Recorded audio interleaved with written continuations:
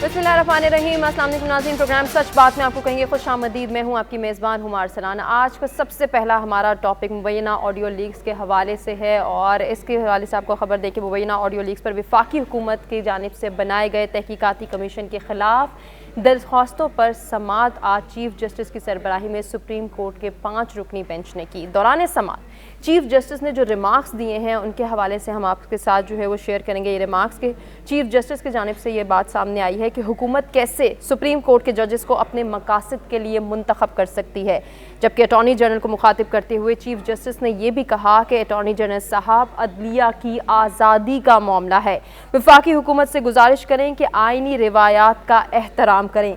Supreme court के जज की नामजदगी का फॉर्म सिर्फ चीफ जस्टिस ऑफ पाकिस्तान है। चीफ जस्टिस ने रिमार्क्स दिए कि मौजरत के साथ कहता हूँ कि हुकूमत ने जजेस के दरमियान इख्तलाफात पैदा करने की कोशिश की है। मज़ीद इस हवाले से आपको बताएं कि जस्टिस मुनीब अख्तर ने रिमार्क्स दिए कि वफाकी हुकूमत ने आइन में इख्तियारात की तकसीम की खिलाफ वर्जी की है। और जो हमारा बुनियादी आज का सवाल है वो भी कुछ इसी तरह से है, क्या वाकई हुकूमत ने ये जो तहकीकाती कमीशन बनाया है ये आइन और सुप्रीम कोर्ट की खिलाफ वर्जी है या नहीं, या फिर हुकूमत ने अपने मकासद के लिए अपने ज़ाती मफाद के लिए ये कमीशन तश्कील दिया है। इस हवाले से हमारे पैनल का क्या मानना है, उनकी क्या राय है, वो हम जानेंगे। जो आज मेहमान हमारे साथ मौजूद हैं, तारुफ कराते हैं, गुफ्तगू का आगाज़ करते हैं। सबसे पहले मेरे साथ मौजूद हैं असद महमूद साहब, सीनियर एनालिस्ट हैं। सर खुशामदीद कहना चाहूँगी। खालिद रांझा साहब भी हमारे साथ मौजूद हैं, लॉ एक्सपर्ट हैं। सर आपको भी प्रोग्राम में वेलकम करना चाहूँगी। गुफ्तगू का आगाज़ असद महमूद साहब आपसे करना चाहूँगी। क्या समझते हैं आप, क्या वाकई हुकूमत की जानिब से ऑडियो लीक्स पर कमीशन बनाना आइन और सुप्रीम कोर्ट के खिलाफ वर्जी है और ये इख्तियारात का नाजायज़ इस्तेमाल है? बिस्मिल्लाहिर्रहमानिर्रहीम, थैंक यू वेरी मच। देखें ना, आज की दिन के अंदर जिस तरह की समाअत हुई, जिस तरह के रिमार्क्स आए चीफ जस्टिस साहब के, फिर उनके साथ जो दूसरे मौजूद जज साहिबान हैं, I think it amply clarifies कि हुकूमत की इसके अंदर एक लिहाज से नीयत क्या थी। उन्होंने बड़ा साफ साफ कहा कि जी आप सुप्रीम कोर्ट के जजेस के अंदर बेसिकली उनमें तफरीक एक लिहाज से लेकर आना चाह रहे हैं, और उसी के साथ जो सुप्रीम कोर्ट के अपना एक वर्किंग का जो एक लिहाज से इंडिपेंडेंस है, आप उसके अंदर मुदाखलत आप करते नज़र आते हैं। और उससे भी बड़ी बात उन्होंने ये कही कि इसका मतलब ये है कि हुकूमत ने आया या तो एक्सेप्ट कर लिया कि ये जो ऑडियो लीक्स हैं या तो उन्होंने ख़ुद कराई हैं, उनके रियलिटी को उन्होंने एक्सेप्ट किया है, और उसके बाद आप ये कह सकते हैं जी कि ये उन्होंने जो कमीशन की तश्कील दी है, इट इज़ वेरी इंपॉर्टेंट कि जब इसको मुख्तलिफ़ तरह के आर्टिकल्स के साथ मिला के पढ़ते हैं तो इससे कि जी आपने किसी तरह का भी कमीशन, और फिर अगर सुप्रीम कोर्ट के जजेस या दूसरे जजेस को जो हाई कोर्ट के जजेस हैं, अगर आपने उनको किसी कमीशन के अंदर हुकूमत ने लेकर आना है तो इट इज़ इम्पॉर्टेंट कि वो चीफ जस्टिस से मशवरा करेंगे, उनसे एडवाइस लेके इसके बाद किसी तरह का कोई डिसीजन करेंगे। फिर आप देखें ना, हुकूमत ने जिस तरीके से ये कमीशन तश्कील दिया, 3 रुकनी कमीशन था, उनके जो टर्म ऑफ रेफरेंस की आप बात करती है और इसकी बात करते हैं, और विद इन मेरा ख्याल है 48 आवर्स उन्होंने अपने काम का बाकायदा एक लिहाज से आगाज़ भी कर दिया। तो ये सारी चीज़ें तो इंडिकेट करती हैं ना कि ओके जी, हुकूमत का एक्चुअली मतमा नज़र एक लिहाज से था क्या, टारगेट किसका था। के हवाले से भी आज बात हुई कि उसमें कहीं पे ये शामिल नहीं है कि ऑडियो टैप किसने की या टैपिंग करना भी दुरुस्त है या नहीं है। मेरा ख्याल है अनफॉर्चुनेटली हमारे मुल्क में इस तरह का कोई रवाज तो ख़त्म ही हो गया। एक तो मोरालिटी की बात करते हैं, कदरों की बात करते हैं, लेकिन आपका जो आर्टिकल 14 है वो तो शख्सी आज़ादी की भी तो एक लिहाज से बात करता है। इसका मतलब ये हो गया कि if somebody is talking on telephone तो उसको ही हैज़ टू बी और she has to be very clear, अच्छा भी कि नहीं मैंने कोई ऐसी बात नहीं करनी। आपका अपनी जो इंडिपेंडेंस है, आपके अपनी जो आज़ादी है, जो ज़ाती एक लिहाज से जिसके अंदर आप लोगों से बात करते हैं, उसके अंदर हुकूमत जो है वो हुकूमत के जो इदारे हैं, और स्पेशली मैं आपसे बताऊँ इस सारी चीज़ों के अंदर आईबी ने जितनी महारत हासिल की है पिछले कोई 10 सालों में, उसको तो कोई एक लिहाज से मैच नहीं कर सकता। उसी के साथ मैं आपसे ये कहूँ, अगर आपको याद हो कि इसी तरह का स्कैंडल था, इफ़ यू रिमेंबर, वाशिंगटन के अंदर जब हुआ था अमेरिका में, तो एक सदर को वहाँ से जाना पड़ गया था। वाई? बिकॉज ये इस तरीके से ऑडियो का जो सिलसिला था। तो मैं ये समझता हूँ कि इन सारी चीज़ों को अनफॉर्चुनेटली ये हमारा नॉर्म बन गया है। एक फ़र्ज़ करें कोई ऑडियो निकली है, आप मेजर करें उसको सप्लीमेंट करने के लिए या उसको कम्प्लीमेंट करने के लिए हुकूमती वज़रा जो है मुख्तलिफ तरह से 2-2, 3-3 दिन वो प्रेस कॉन्फ्रेंसेस एक लिहाज से करते रहते हैं। What does that imply? इसका मतलब ये हो गया کہ کسی طرح کی اس پاکستان کے اندر جو اس وقت حکومت ہے پی ڈی ایم کی، اس کے اندر آپ شخصی آزادیوں کو آپ چھوڑ دیں، لوگوں کے اوورال جو بیسک رولز آتے ہیں، جو بیسک ہیومن رائٹس سر، آپ آتے کا ہیں. پوائنٹ آگے اپنے ناظرین کو بتائیں کہ سینئر اینالسٹ نصر اللہ ملک صاحب بھی ہمارے ساتھ موجود ہیں. سر آپ کو بھی خوش آمدید کہنا چاہوں گی. خالد رانجھا صاحب، آپ سے میرا یہی سوال ہے، آپ کیا سمجھتے ہیں قانون کیا کہتا ہے؟ کیا واقعی حکومت نے جو آڈیو لیکس کے لیے کمیشن تشکیل دیا ہے وہ غیر آئینی ہے اور سپریم کورٹ کے اختیارات کی بھی خلاف ورزی کر رہی ہے؟ الرحمن الرحیم، آپ کے سوال کے دو پہلو ہیں. جی جی. پہلی بات یہ ہے کہ کیا یہ آڈیو لیکس جینون ہیں یا نہیں ہیں، اس کا تجزیہ عدالت نہیں کر رہا، اور ہم بڑی دیر تک کہہ رہے ہیں یہاں اس کا ہم انالیسس کرائیں گے اور اس کو ہم سنتھسائز کر کے دیکھیں کیا لیکس جینون بھی ہیں یا نہیں ہیں. دوسری بات یہ ہے جو تشکیل دی ہے حکومت نے، اس کے پیچھے ایک ہو سکتا ہے کہ جج صاحب کے متعلق ہے، جو سپریم کورٹ کا جج ہے اس کو خود تعین کرنا سپریم کورٹ کا حق ہے، اور چیف جسٹس صاحب بھی نامنیٹ کرتے ہیں اگر آپ نے جج لینا ہے سپریم کورٹ سے. جہاں تک ججز ہیں ہائی کورٹ کے، ان کے متعلق آپ کو متعلقہ ہائی کورٹ کے جج سے، چیف جسٹس سے اجازت لینی پڑے گی. تو اس میں ڈبل فلا ہے. پہلی بات تو یہ ہے جو ہمارے قاضی صاحب ہیں ان کا نام اگر چیف جسٹس دیتا یا کمیٹی دیتی سپریم کورٹ کی تو اچھی بات تھی. لائک جج ہائی کورٹ کے ہیں ان کا نام دیتے اپنا متعلقہ چیف جسٹس تو درست ہوتا. اس میں تھوڑا سا ابہام تو نہیں کہوں گا، میں سمجھتا ہوں لوگ شک کی نگاہ سے دیکھ رہے ہیں اس آرڈر کو، جس آرڈر کے تحت یہ کمیٹی کو تشکیل دیا گیا ہے، اور جو بھی رپورٹ کرے گی وہ رپورٹ پبلک میں نہیں مانی جائے گی. اگر پبلک نہیں ماننا تو پھر کیا فائدہ اس کمیشن؟ بالکل ایسے ہی سر، آپ کا پوائنٹ آ گیا، اسی بات کو ہم آگے لے کر جائیں گے. ملک صاحب، آپ کیا سمجھتے ہیں، کیا واقعی جو چیف جسٹس کہہ رہے ہیں کہ حکومت نے ججز کے درمیان اختلافات پیدا کرنے کی کوشش کی ہے، آپ کی نظر میں یہ بات درست ہے؟ میرے خیال میں چیف جسٹس صاحب کی بات درست نہیں ہے. یہ اختلافات تو جس کا ذکر وہ کر رہے ہیں اب اگر ہوئے ہیں تو پھر تو ہم بات مان لیتے ہیں کہ یہ حکومت نے پیدا کیے ہیں. جسٹس فائز عیسیٰ کے خلاف جب ریفرنس حکومت نے بدقیادتی پر مبنی بنایا تھا، اور جس کی عمران خان صاحب خود کہہ چکے ہیں کہ یہ میری غلطی تھی، کیا اس وقت تفریق جو ہے وہ حکومت نے پیدا کی تھی؟ پھر جس طریقے سے یہ تقریباً 2 سال ہونے کو ہیں جو بینچز کی تشکیل دی جاتی ہے اور خاص ایک امپریشن بنایا گیا کہ فلاں جج کو فلاں بینچ میں نہیں بٹھانا، تو کیا یہ بھی حکومت نے اس میں کوئی کردار ادا کیا ہے؟ میں سمجھتا ہوں کہ شاید جب اداروں کے اندر بھی پک اینڈ چوز کی پالیسی آ جائے، پسند و ناپسند کے فیصلے ہونے لگیں، اور ثاقب نثار صاحب کے زمانے سے لے کے اگر آپ دیکھیں جی. تو جس طریقے سے عدلیہ کا جو ہے ایکٹیویزم ہوا، اس سے پہلے چوہدری صاحب سے یہ آغاز اپنی پیک پہ تھا، لیکن جو ثاقب صاحب نے جس اقدار سے کیا میرے خیال میں پوری قوم کے سامنے ہے. تفریق واضح ہو گئی تھی اس وقت کہ بینچ کیسے بنے گا، کیا بات چیت کی جائے گی. اور ایک آدھ دفعہ تو ثاقب نثار صاحب کی عدالت میں مجھے بھی پیش ہونے کا اتفاق ہوا، تو گمان یہ ہوتا تھا کہ ثاقب نثار صاحب ابھی انصاف کا ترازو پکڑ کے ایسا فیصلہ دیں گے جس سے آپ کو بڑا ریلیف ملے گا، لیکن ان کے ٹی وی میں چلنے والی خبریں اور ہوتی تھی، فیصلہ کچھ ہی دیر بعد اور سنا دیا جاتا تھا. تو میرے خیال میں جتنے ادارے پولیٹیسائز ہوئے ہیں پاکستان میں، اب اس سے کوئی بھی محفوظ نہیں رہا. نہ آپ کی عدالتیں محفوظ رہی ہیں، نہ آپ کی اسٹیبلشمنٹ محفوظ رہی ہے، نہ آپ کا میڈیا محفوظ رہا ہے. آپ تو میں تو کہتا ہوں کہ ہم اس حد تک چلے گئے ہیں کہ ہر گلی محلے کی یونین ہے، کوئی مارکیٹ ایسی نہیں ہے جہاں پہ کوئی یونین بازی نہیں ہے. یعنی آپ اور 6-7 کروڑ روپے کے الیکشن ایک چھوٹے سے پلازے کے جو ہیں وہ الیکشن ہوتے ہیں تو وہاں پہ خرچ کر دی جاتے ہیں. ان حالات میں پھر آپ دیکھیں کس حد تک ڈویژن سوسائٹی کے اندر ہے، وہ ریفلیکشن آپ کو پوری سوسائٹی کے اندر نظر آتی ہے. بالکل سر، آپ کا پوائنٹ بھی ہمارے سامنے ہے، اور یہی سوال ہم نے اپنے ویورز کے سامنے بھی رکھا کہ کیا حکومت کی جانب سے آڈیو لیکس پر کمیشن کی تشکیل جو ہے وہ سپریم کورٹ میں مداخلت ہے. تو آپ کو بتائیں کہ 81% کا یہ ماننا ہے کہ جی ہاں یہ مداخلت ہے، جبکہ 19% یہ مانتے ہیں کہ ایسا نہیں ہے. ناظرین، ہم آج کے دوسرے ٹاپک کی جانب بڑھیں گے، ابھی ایک بریک کی جانب بڑھیں. اسٹے ود اس.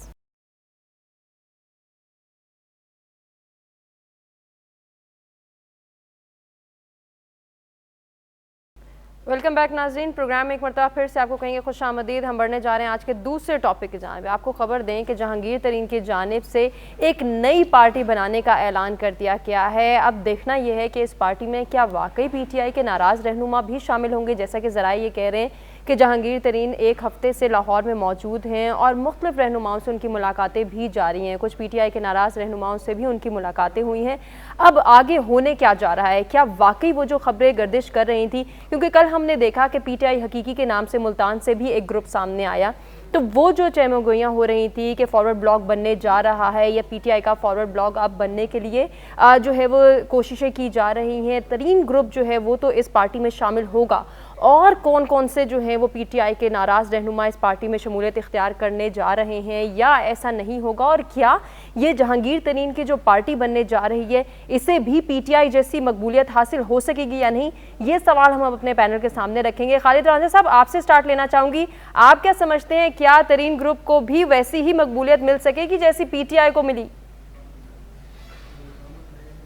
मेरा तो ख्याल ये है कि जो तहरीक इंसाफ की पॉपुलैरिटी है वो सिर्फ वजह इमरान खान है। अगर इमरान खान ना हुए तो तरीन साहब शायद ये इस स्टेज पे ये रोल अदा न कर पाए, क्योंकि Imran Khan has a Karishma of his own जो किसी और पार्टी के मेंबर में नहीं है। तो वैसे में ये मुआवजा करना भी दुरुस्त नहीं होगा। ऐन मुमकिन है कि तीसरी पार्टी बने विद एस्टैब्लिश्ड हेल्प, और उसमें जैसे पहले हमेशा पार्टियाँ बनती गई हैं, इस मौके पे पार्टियाँ बनाई जाती हैं, और इस वक्त जो भी उसमें पार्टी बनेगी वो वही कामयाब होगी जो कि इस्टेब्लिशमेंट के साथ बिल्कुल बनेगी। सर, कुछ बातें ऐसी भी गर्दिश कर रही हैं कि इमरान खान का सियासी सूरज अब गरूब होने को है, तो आपकी नज़र में ये बात दुरुस्त नहीं है? ये तो है प्रेडिक्शन करते हैं, ये जो तरीके इंसाफ की बात थोड़ी हो रही है। It was one man show. He has the charisma around himself. और वो charisma जो था, which would collect all these people wherever he wanted. तो क्या तरीन साहब ये कर सकते हैं? ना ही कौन उसको इस हद तक एक्सेप्ट करेगी। ठीक है, आप समझते हैं कि इमरान खान अगर नहीं है तो फिर इस नई पार्टी को PTI जैसी मकबूलियत नहीं मिल सकती। नसरुल्लाह मलिक साहब, आपकी नज़र में क्या ये जो फॉरवर्ड ब्लॉक बनने जा रहा है या फिर नई पार्टी सामने आ रही है, इसकी मकबूलियत जो है वो बरकरार रह सकेगी, या फिर वो नाराज़ जो रहनुमा हैं वो इस पार्टी को बेहतर बनाने के लिए और इमरान खान साहब के सियासी सूरज को गरूब करने के लिए कोशां रहेंगे? देखिए, खालिद रांझा साहब हमारे सीनियर हैं। मसला ये है पाकिस्तान की सियासत की और मकबूलियत की जो सियासत है, इन दोनों को देखना अलग अलग करके बड़ा जरूरी है। अगर आप ये कहें कि इमरान खान साहब पॉपुलर नहीं है, ये बात दुरुस्त नहीं है। इमरान खान साहब पॉपुलर हैं, लेकिन अगर आप ये कहें कि इमरान खान साहब इलेक्शन जीत सकते हैं तो ये मेरे ख्याल में एक बड़ा मुश्किल सवाल है। तो उसकी वजह ये कि हम बड़ी डिवाइडेड नेशन है।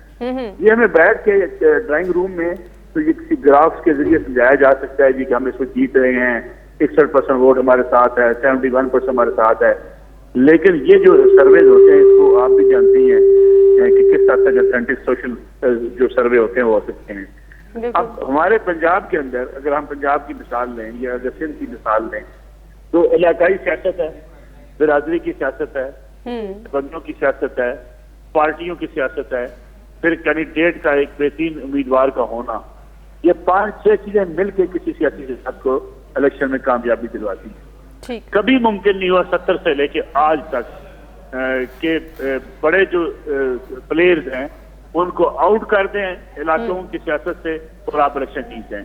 इमरान खान साहब को चौधरी परवेज भाई की जरूरत थी, इसलिए उन्होंने चौधरी परवेज भाई के खिलाफ आखिरी दिन तक अपनी निजी महफिल में बातचीत करते हुए भी उनको सदर बना दिया था। इमरान खान साहब को जनूबी पंजाब की जरूरत थी, या जो भी उनके साथ आना चाह रहे थे जनूबी पंजाब के साथ आने के बगैर वो पंजाब में हुकूमत नहीं बना सकते थे। उनको MKM की जरूरत थी, कराची से उन्होंने MKM के वोट लिए। उनको बाप पार्टी की जरूरत थी अपनी हुकूमत साजी के लिए। और अब भी आप देखें कि अगर इमरान खान साहब के पास अगर उनको सुनाला मस्ती खेल ना मिलते, उनको ढांडला फैमिली ना मिलती, कुट्टेवाना फैमिली ना मिलती, उनको अवान फैमिली ना मिलती, उनको कुरैशी फैमिली ना मिलती, तो ये इलेक्शन मैं एक एक हल्के पे आपके सामने रख सकता हूँ कि इमरान खान साहब 2018 में भी इलेक्शन न जीत पाते। ٹھیک ہو گیا سر، آپ کا پوائنٹ بھی ہمارے سامنے آ گیا. اسد محمود صاحب، ہمارے دونوں مہمانوں کا پوائنٹ آپ کے سامنے ہے. آپ کیا سمجھتے ہیں، کیا یہ جو نئی پارٹی بننے جا رہی ہے اس کی مقبولیت جو ہے وہ شک و شبہ میں ہے، لوگ نہیں اس کو پذیرائی دے سکیں گے، یا واقعی لوگ بھی چاہتے ہیں کہ کوئی نیا گروپ اب سامنے آئے تو ہم اس پہ رلائی کر سکیں؟ دیکھیے، جب 2018 کے الیکشن ہوئے اور 18 کے الیکشن سے پہلے جس طریقے سے جہانگیر ترین نے کچھ لوگ بعد میں کہنے لگے کہ ہی از بادشاہ گر، کچھ لوگ کہتے تھے کہ فیسیلیٹیٹر ہیں، کوئی بھی نام آپ سامنے لے لیں، تو انہوں نے کہا جی کہ میں نے فیسیلیٹیٹر کے طور پہ بڑا کام کیا یا میں نے بادشاہ گر بھی بڑا بنا، تو why not myself to be the بادشاہ، اس میں بالکل کوئی شک نہیں ہے. بٹ بات یہ ہوتی ہے کہ بالکل رانجھا صاحب نے ٹھیک بات کی ہے کہ what is P T I, basically it is Imran Khan. لیکن اگر ہم نون کی بات کریں تو اس نواز شریف پیپلز پارٹی کو لیں تو زرداری بلاول دونوں باپ بیٹا ہو گئے. آپ اگر جے یو آئی ایف کی بات کرتے ہیں، اس بیسیکلی فضل الرحمان کی آپ بات کر سکتے ہیں. سو وٹ آئی سے، آپ ان کو پارٹیز کہہ لیں، آپ ان کو گروہ کہہ لیں، آپ ان کو کلٹ کہہ رہے ہیں، یو نیم اینی تھنگ، لیکن ایکچولی میں آپ سے بتاؤں ان تمام پولیٹیکل پارٹیز کے اندر بھی کسی طرح کی کوئی ڈیموکریسی نہیں ہے. اس بیسیکلی ڈائناسٹک سسٹم ہے جو کہ ایکچولی چلا آ رہا ہے، and over a period of time اس ڈائناسٹک سسٹم کو انہوں نے اس قدر اسٹرینتھن کر دیا ہے ہر جگہ کے اوپر پورے پاکستان کے اندر کہ ایک لوور کو تو چھوڑیں، ایک مڈل کلاس کا بھی جو شخص ہے وہ تو سوچ بھی نہیں سکتا کہ وہ جائے گا اور الیکشن کے اخراجات کا متحمل ہو سکے گا اور وہ الیکشن لڑ سکے گا. The only thing I would say کہ جو تھوڑا سا ایک علیحدہ نظر آتی ہے، ہم اکثر بات کرتے ہیں 80s 90s کی، 2010 اینڈ آگے کی بات کرتے ہیں. نو وی آر ایکچولی ان 2023. میں یہ ضرور کہہ سکتا ہوں کہ ابھی اس وقت جو ینگسٹرز ہیں وہ کروڑوں کی تعداد کے اندر ہیں جو کہ ووٹرز بنے ہیں. اب نو آئی وڈ سے کہ ان پچھلے 10-12 سالوں کے اندر جو جس طرح کی پولیٹیکل اویئرنیس لوگوں کے اندر جو اوورآل اویئرنیس آئی ہے، جو ہمارے مین سٹریم میڈیا کی وجہ سے ہے، اور پھر سرٹنلی اس کے اندر باقی پولیٹیکل پارٹیز کا بھی بڑا رول ہے، اور سب سے بڑا رول سرٹنلی عمران خان نے پلے کیا ہے. بالکل ایسے ہی. تو میں یہ ضرور سمجھتا ہوں، اسی لیے یوتھ ان کے ساتھ ہے. سر، آپ کا پوائنٹ بھی آ گیا. یہی سوال ہم نے اپنے ویئرز کے سامنے بھی رکھا کہ کیا جہانگیر ترین کی نئی پارٹی جو ہے وہ پی ٹی آئی جیسی مقبولیت اختیار کر سکے گی یا نہیں؟ تو 6% کا یہ ماننا ہے کہ شاید کر سکے، جبکہ 94% یہ مانتے ہیں کہ ایسا نہیں ہو سکتا، پی ٹی آئی کی مقبولیت کو کوئی چیلنج نہیں کر سکتا ہے. ناظرین، ہمیں ایک بریک کی جانب بڑھنا ہے، بریک سے واپس آتے ڈسکشن کو آگے بڑھاتے ہیں.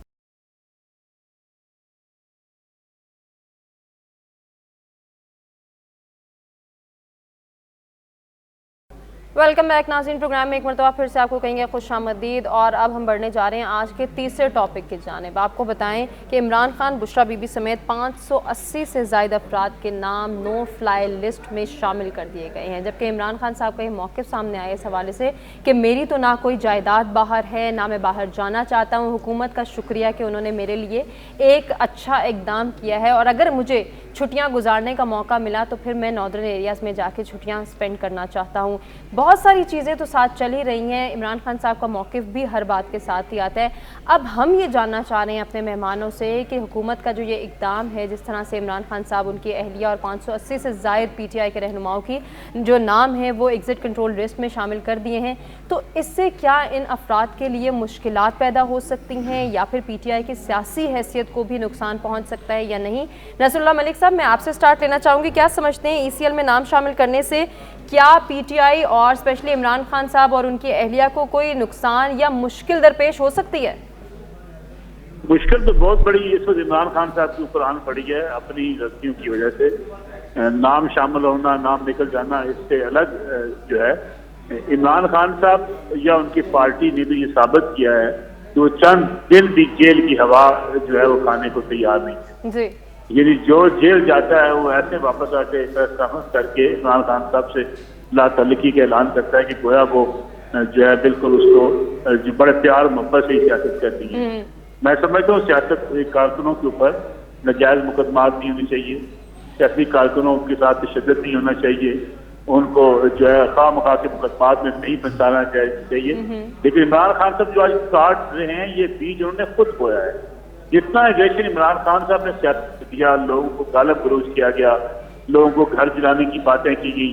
آپ کو یاد ہوگا اڈا پلاٹ لاہور میں یہ جلسہ کرنے چلے گئے تھے جہاں نواز شریف کا گھر ہے، وہاں پر انہوں نے کہا تھا نکلو گھروں کو آگ لگا دو. شیخ صاحب نے اپنے خطاب میں تو یہ سارا کچھ عمران خان تک کرتے رہے ہیں. ہم تصویر بھی آپ کو یاد ہوگا, یہ اے سی میں بیٹھے ہوئے ہیں, وہاں پہ جو ہے وہ لگا ہوا ہے اپنا ٹی وی لگا ہوا ہے, میں کیا کہ ٹی وی اے سی کرواؤں گا. تو پھر کے جتنے رہنما کے سال میں سارے بی کلاس کے لیے درخواستیں دیتے ہیں کہ جی ہم چونکہ ایم این اے رہے ہیں, ہم منسٹرز رہے ہیں, ہمیں ڈیو پروٹوکول کے مطابق جیل کی سہولیات دی جائیں. یعنی ایک طرف عمران خان صاحب سابق وزیر اعظم کے حوالے سے بے شک اب جتنے مرضی. ٹھیک ہے ملک صاحب, آپ سمجھتے ہیں کہ پی ٹی آئی رہنما عمران خان صاحب کے لیے مشکلات میں اضافہ ہو سکتا ہے. خالد رانجھا صاحب, آپ کو کیا لگتا ہے, کیا عمران خان صاحب کا ارادہ تھا باہر جانے کا اور اب وہ کہہ رہے ہیں کہ نہیں میرا ارادہ نہیں ہے؟ کیا ای سی ایل میں نام ڈلنے کی وجہ سے ان کا یہ موقف ہے یا ان کا پہلے سے کوئی ارادہ نہیں تھا؟ لارجر سیناریو میں دیکھیں تو اصل بات تو یہ ہے کہ جتنا آپ اسے دبائیں گے یا قید کریں گے یا اس کو ڈفیکلٹی پیدا کریں گے, اتنی پاپولیرٹی اس کی بڑھ جائے گی, اتنے جلسے بڑے ہو جائیں گے. لیکن ایک میں آپ اتفاق کرتا ہوں دوست سے کہ جلسہ کرنا, لوگ اکٹھے کرنا اور چیز ہے اور ان کو ووٹ ڈلوانا اور چیز ہے. ہاں برادری وغیرہ سب چیزیں آتی ہے. میں نہیں کہتا کہ جو جلسہ ہے وہ عکاسی کرتا ہے الیکشن جیتے گی. ایئر مارشل کا جلسے جو تھے کہیں اس سے بڑے تھے, کہیں بڑے حصے تھے, اور اس نے جلسہ اس لیے لوٹا. ایک طرح ہے کہ میں آپ کے ساتھ وعدہ کرتا ہوں کہ بھٹو کو کوہانا کے پل میں پھانسی دوں گا, اور تمام لوگ اس کے پیچھے ہو گئے. تو میں سمجھتا ہوں یہ ایک پاپولیرٹی اور چیز ہے, ووٹ ڈالنا اور چیز ہے, اور اس میں اسٹیبلشمنٹ بہت اہم ہوتی ہے.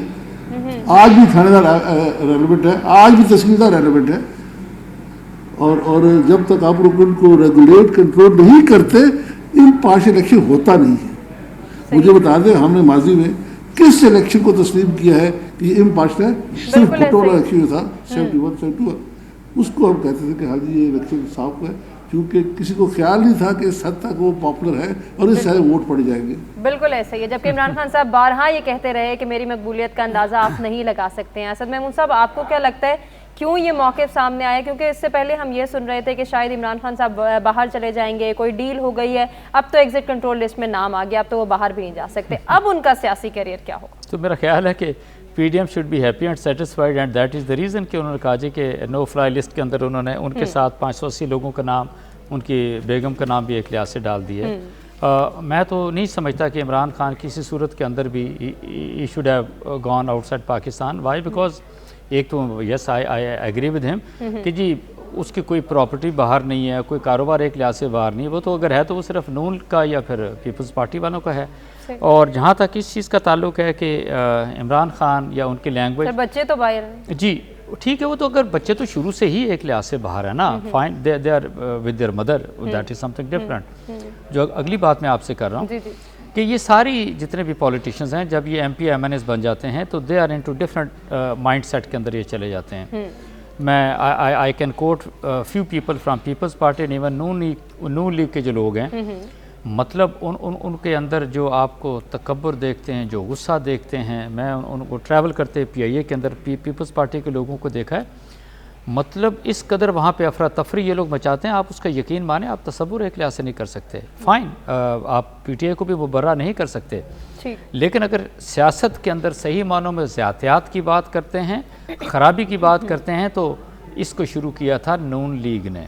یعنی کہ آج اگر بلاول جو ہے وہ پی ڈی ایم کا حصہ ہے تو اس کی والدہ کی, اس کی نانے کی جس طرح کی نازیبہ تصاویر نون لیگ نے ہیلی کاپٹروں سے گرائی تھی, وہ تو ساری دنیا کے سامنے. I'm talking of 88 and even for that matter 90 کی آپ یہ بات کرتے ہیں, ٹھیک ہے. لیکن ہاں میں یہ ضرور کہتا ہوں عمران خان نے ساری زندگی باہر گزاری تھی, ان کو بالکل ٹھنڈے دماغ اور دل کے ساتھ سوچنا چاہیے تھا کہ وہ پاکستان کے لوگوں کو کیسے ان ساری چیزوں سے لے کے چلیں گے. انفارچونیٹلی وہ بھی بالکل جس طرح پاکستان کی سیاست تھی اسی انوائرمنٹ کا اسی سیاست کے اندر وہ رنگ ہے, اور وہ جو ایک لحاظ سے بہتری کی طرف پاکستان کو لے کر جا سکتے تھے, انفارچونیٹلی شاید وہ نہیں لے جا سکے. سر آپ کا پوائنٹ بھی آگیا. اپنے تمام مہمانوں کا شکریہ ادا کرنا چاہوں گی جنہوں نے اس حوالے سے بات کی, اپنا قیمتی ٹائم اور تجزیہ ہمیں دیا. یہی سوال ہم نے اپنے ویئرز کے سامنے بھی رکھا کہ کیا ای سی ایل میں نام شامل کرنے سے عمران خان اور ان کی پارٹی کے جتنے بھی افراد ہیں ان کو مشکلات درپیش ہو سکتی ہیں. تو 15% کا یہ ماننا ہے کہ جی ہاں بالکل ان کی مشکلات میں اضافہ ہو سکتا ہے, جبکہ 85% یہ مانتے ہیں کہ ان کی مشکلات میں کوئی اضافہ ممکن نہیں ہے. آپ سے اجازت چاہنے کا وقت ہے. اپنے تمام مہمانوں کا ایک مرتبہ پھر سے ہم شکریہ ادا کریں گے اور آپ سے گزارش کریں گے کہ آپ اپنے فیڈ بیک سے آگاہ کریں. اپنا خیال رکھیے. ہمیں دیجیے اجازت. اللہ نے کے بعد.